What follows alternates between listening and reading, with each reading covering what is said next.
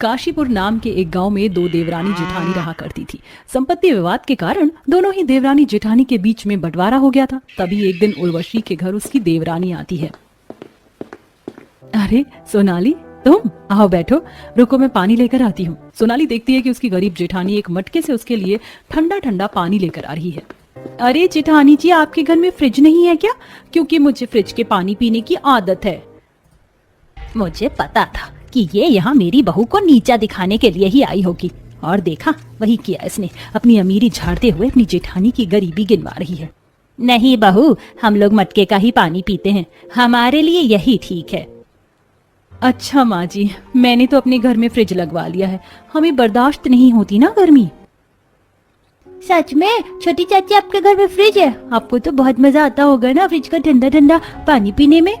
देख रही हो जेठानी जी, कैसे आपके बच्चे फ्रिज के लिए ललचा रहे। मेरी माने तो आप भी फ्रिज ले लीजिए। जानती हूँ आपकी औकात से बाहर है, पर बच्चों के लिए तो ले ही सकती है ना। हाँ जानती हूँ, बच्चे हैं जिद तो करेंगे ही, लेकिन तुम तो जानती हो कि उनके पिता का काम कभी चलता है और कभी नहीं। पैसे की तंगी चल रही है, हालात ठीक रहे तो हम भी फ्रिज ले लेंगे। अपने कड़वे शब्दों से परिवार के सभी सदस्य के दिल पर चोट पहुंचाकर सोनाली चली जाती है। देखते देखते गर्मी का तापमान बहुत ज्यादा बढ़ जाता है। सभी लोग गर्मी से परेशान होने लगते हैं। अब जहां उर्वशी के घर में पंखा भी नहीं था, वहीं दूसरी तरफ सोनाली अपने पंखे की स्पीड बढ़ाते हुए अपने पति से कहती है, विकास, गर्मी बहुत ज्यादा पड़ रही है और अब सिर्फ पंखे की हवा में नींद नहीं आती है। चलो ना एसी ले लेते हैं। नहीं, अभी मेरे पास इतने पैसे नहीं हैं, इसलिए अभी इस पंखे की हवा में ही एडजस्ट कर लो। नहीं, मुझसे नहीं होता एडजस्ट। मुझे नहीं पता, मुझे एसी ला कर दो, वो भी सबसे महंगा एसी, जिसमें सबसे ज्यादा ठंडी ठंडी हवा आती हो।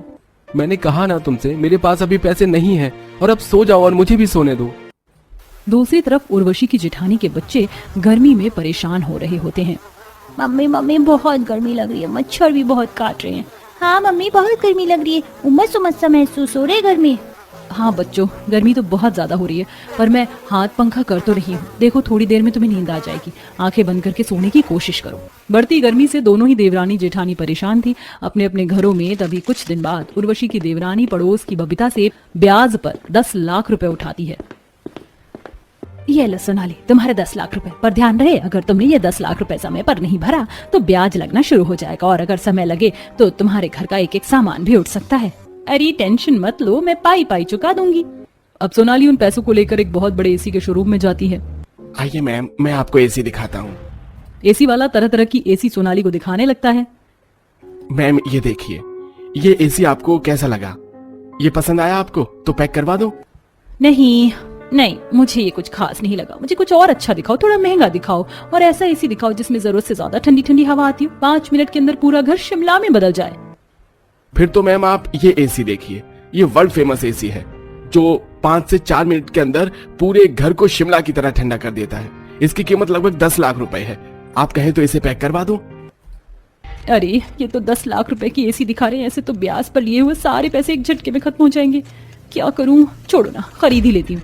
ठीक है भैया, आप ये 10 लाख रुपए वाला एसी पैक कर दीजिए। अब कुछ ही देर में 4 से 5 लड़के 10 लाख का एसी सोनाली के घर के हॉल में लगा के चले जाते हैं। कुछ देर बाद सोनाली अपने हॉल के सभी विंडो को खोल देती, जिससे एसी की ठंडी ठंडी हवा घर के बाहर भी जा रही होती है। तभी वहां पास से गुजरती हुई सरला और कमला कहती है, अरे कमला, ये ठंडी ठंडी हवा तो सोनाली के घर से आ रही है। अरे तुझे नहीं पता क्या, सोनाली ने अपने घर में एसी लगवा लिया है। अच्छा, क्या बात है। वैसे इसकी इस गरीब जेठानी ने कुछ भी नहीं लगवाया क्या?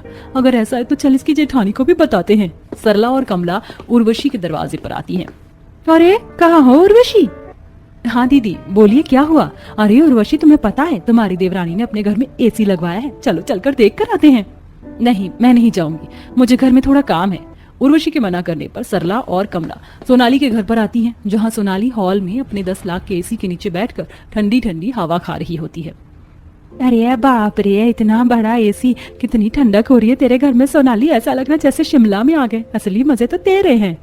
ऐसे ही शिमला के मजे नहीं ले रही हूँ कमला, ये शिमला जैसी ठंडक के मजे लेने के लिए मुझे एसी की दुकान पर पूरे 10 लाख की कीमत चुकानी पड़ी है, तब जाकर एसी खरीद पाई हूँ। क्या 10 लाख? तेरा ये एसी 10 लाख रुपए का है सोनाली? और क्या, नहीं तो हल्के में ले रही हो क्या अपनी सोनाली को? अब रात को जब सोनाली का पति विकास आता है तो वो भी अपने घर में एसी को देखकर हैरान हो जाता है। तुमने ये एसी कहाँ से खरीदा सोनाली? क्योंकि मैंने तो तुम्हें इस महीने 1 भी रुपया नहीं दिया। एसी की ठंडी ठंडी हवा खाओ, दाम के पीछे ना घूमो। हाँ नहीं तो आए बड़ा एसी कहाँ से लाई पूछने वाले। वहीं दूसरी तरफ गर्मी के बढ़ते तापमान के कारण देवकी की तबीयत थोड़ी सी खराब होने लगती है, जिसे देख उर्वशी अपने पति अशोक से कहती है, सुनिए जी, माँ जी की तबीयत बहुत ज्यादा खराब हो रही है। गर्मी का तापमान भी बढ़ता जा रहा है और इस भीषण गर्मी से माँ जी की सेहत को ठीक करने के लिए हमें एक कूलर खरीदना ही पड़ेगा। चलिए दुकानों पर जाकर कूलर का दाम पता करके आते हैं। उर्वशी अपने पति के साथ एक कूलर की दुकान पर आती है, जहाँ वह तरह तरह के कूलर को छू कर देख रही होती है। मैडम जी, आप हमें बताइए तो सही, आपको कैसा कूलर चाहिए? आप जिस कूलर को देख रही हैं वो कूलर 30,000 रुपए का है और कूलर का शुरुआती दाम 30,000 से ही है और इससे नीचे नहीं है। क्या 30,000 रुपए? ये तो बहुत महंगा है। क्यों अशोक जी, हम खरीद पाएंगे ये 30,000 का कूलर? अगर आप ये 30,000 का कूलर नहीं खरीद सकती हैं तो आप अपनी बजट में कोई सेकंड हैंड कूलर देख लीजिए। हम सेकंड हैंड कूलर भी बेचते हैं, ये आपको 1,000 रुपए की शुरुआती दाम में मिल जाएगा। अब उर्वशी अपने पति के साथ घर पर आती है और दोनों ही मिलकर अपनी जमा पूंजी को गिनने लगते हैं, जहां उर्वशी अलमारी पर रखे गुल्लक को फोड़ती है। ये पैसे मैंने बंटी और ट्विंकल की अगली कक्षा में दाखिला के लिए जोड़ रही थी, लेकिन कोई बात नहीं, अभी माँ जी के लिए कूलर लेना जरूरी है। मेरे पास भी ये कुछ पैसे हैं, 150 रुपए करके जोड़े हैं तो ये 1,000 रुपए हो रहे हैं। चलो दुकान से वो सेकंड हैंड कूलर अब खरीद लेते हैं। उर्वशी और अशोक कूलर की दुकान से वो सेकंड हैंड कूलर 1,000 रुपए में खरीद कर अपने घर लेकर आ रहे होते हैं, जिसे उर्वशी की देवरानी सोनाली देख लेती है। अरे जेठानी जी, ये किसका गंदा कूलर उठाकर ले जा रही हो अपने घर? किसका क्या, मेरा कूलर है और पूरे 1,000 रुपए में खरीदा है मैंने ये कूलर। वैसे आपकी औकात के हिसाब से आपके ऊपर ये 1,000 रुपए का कूलर ही सूट करता है। मैंने तो अपने घर में 10 लाख का एसी लगवाया है। जा रही हूँ एसी की ठंडी ठंडी हवा खाने, बाहर बहुत गर्मी है। बल्ले बल्ले, हमारे घर में भी कूलर आ गया, अब हम भी ठंडी ठंडी कूलर की हवा खाएंगे। इन सब की क्या जरूरत थी बहू? चिंता मत करो माँ, ये सेकंड हैंड कूलर है और सिर्फ 1,000 रुपए का आया है। अब जहां उर्वशी अपने 1,000 रुपए के कूलर में खुश थी, वहीं दूसरी तरफ उसकी देवरानी की कंडीशन अब खराब होती जा रही थी। एसी के बार बार खराब होने के कारण सोनाली को बार बार एसी सर्विस करवाना पड़ रहा था और उसके आधे से ज्यादा पैसे एसी की सर्विसिंग में ही चले जाया करते थे, जिसके कारण वह अपने ब्याज पर लिए हुए पैसे भी नहीं चुका पा रही थी। तभी एक दिन बबीता आती है। चलो रे लड़के, इसके घर का एसी उतार लो, ब्याज पर पैसे उठा लेते हैं और चुकाने की औकात नहीं होती। पैसे ना भरने के कारण बबीता सोनाली का एसी उतरवा कर ले जाती है। कुछ दिनों बाद सोनाली की तबीयत खराब होने लग जाती है, क्योंकि उसकी बॉडी को ठंडा टेम्परेचर में रहने की आदत हो जाती है। ये बात जब उसकी जेठानी को पता चलती है तो उसकी जेठानी अपने घर का कूलर उसके घर पर लेकर आती है। सोनाली, तुम ठीक तो हो ना? तुम्हारी हालत तो बहुत खराब हो रही है, तुम परेशान मत हो। मैंने इस कूलर में ठंडा ठंडा पानी भरकर चला दिया है, थोड़ी ही देर में राहत मिलेगी। तुम ये ठंडे ठंडे फ्रूट्स खाओ मेरे हाथ से, तुम्हें अच्छा महसूस होगा। भाभी अच्छा हुआ आप आ गई, वरना मैं तो समझ ही नहीं पा रहा था कि मैं क्या करूं। सोनाली की तबीयत इतनी खराब हो रही थी।